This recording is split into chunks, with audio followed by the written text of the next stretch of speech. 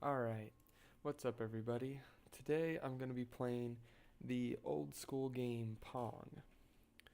So, many people believe that this is the first video game that was ever created, but actually that was Tennis for Two, and this is the first that was actually mass produced and was actually really successful. So, this game was actually created by Alan Alcorn, who was assigned by Nolan Bushell a programming task to create this game. Bushell thought that the game was programmed very well and decided to make it into the first ever Atari video game and an arcade game. So they produced this and it got very popular very quick, and many people started creating clones of it due to all of its success. And I can see why. The game's actually pretty fun. But the way that it's played is that there's a ball and two paddles, and then usually it's the first one to 10 wins. I'm playing a different version where it's the first one to 21 wins. And so you're just supposed to not let the ball go past you. The way that hitting the ball works is that wherever it hits on your paddle, then it kind of reflects it onto the other side.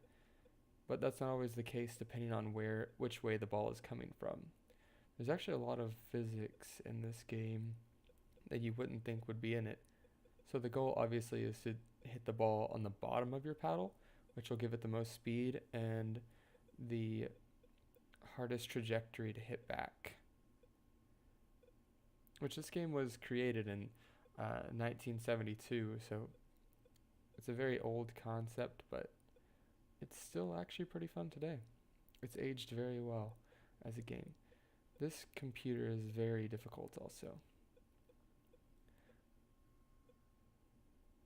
So I'm going to talk a little bit more about how this game was very successful, and then later it was produced by Atari into a home console that was sold by Sears, and it did very well as well, even though it was really expensive. Just because people wanted to play Pong in their house. Who wouldn't?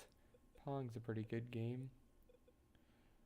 So I'm just going to continue playing this out until one of us hits 10.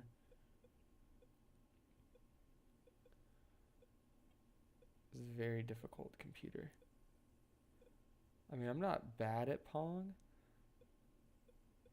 and I can't beat this. I can hardly get points off this thing.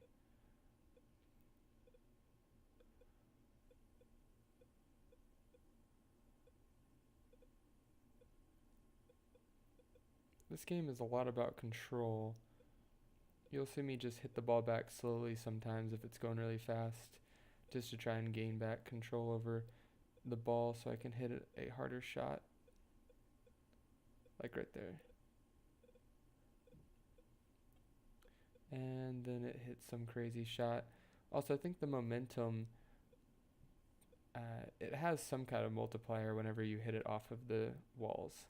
Alright, he's got to 10, so that's basically the end of the game. But I think the ball actually gets some kind of multiplier when you hit off the wall because it goes much faster. And then if you return it after hitting off the wall, then it goes even faster than that. So I'm not sure how the speed calculations work in this game.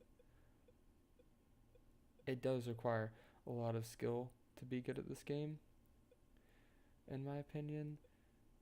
And there could be some very, very good people at this game. The skill ceiling is very high. But, yep, that's all I have for you today. So, till next week, see ya.